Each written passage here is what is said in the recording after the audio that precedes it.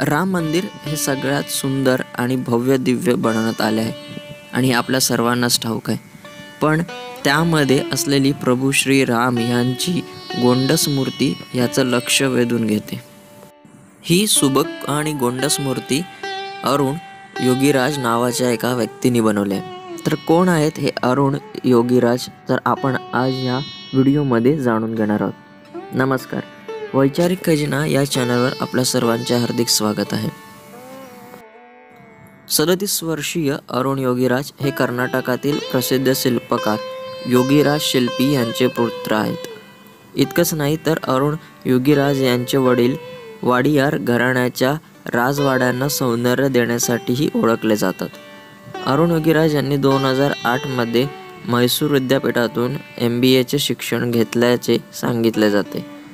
यापूर्वी अरुण योगीराज यांनी सुभाषचंद्र बोस त्यांचा 30 फुटाचा उंच पुतळा बनवला होता, जी PM मोदींनी इंडिया गेट येथील अर्मन जवान ज्योती स्थळाच्या मागे भव्य छत्राखाली स्थापित केला होता.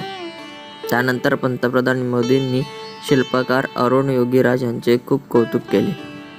एवढेच नाही तर अरुण योगीराज यांनी पंतप्रधान मोदींचीही भेट घेतली आहे. याशिवाय अरुण योगीराज यांनी केदारनाथमध्ये आदि शंकराचार्यांची 12 फूट उंचीची मूर्ती बनवली होती. त्यानंतर अरुण योगीराज प्रसिद्ध होतच गेले.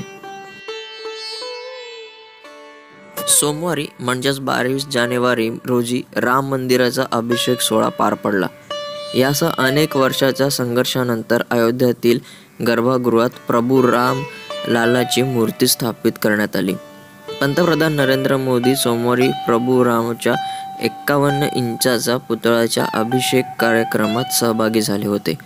शिल्पकार अरुण योगीराज म्हणाले की तो पृथ्वीवरील सर्वात भाग्यवान माणूस आहे. या कामासाठी प्रभू रामाने आपली निवड केली आहे.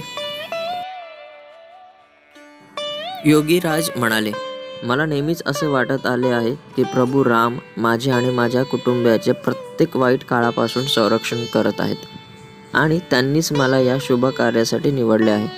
यावर माझा ठाम विश्वास आहे.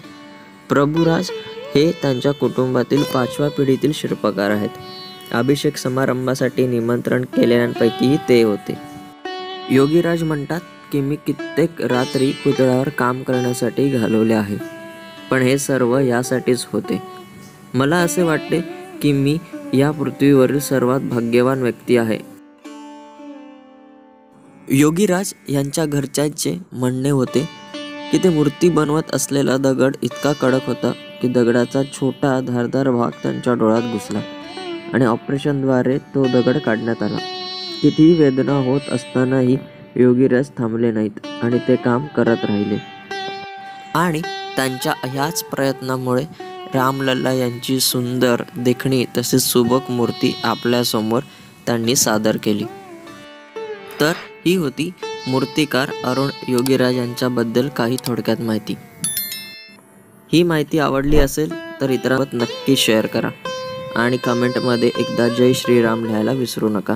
अशाच नवनवीन माहितीसाठी आपला वैचारिक खजिना या चॅनलला भरघोस प्रेम द्या. धन्यवाद.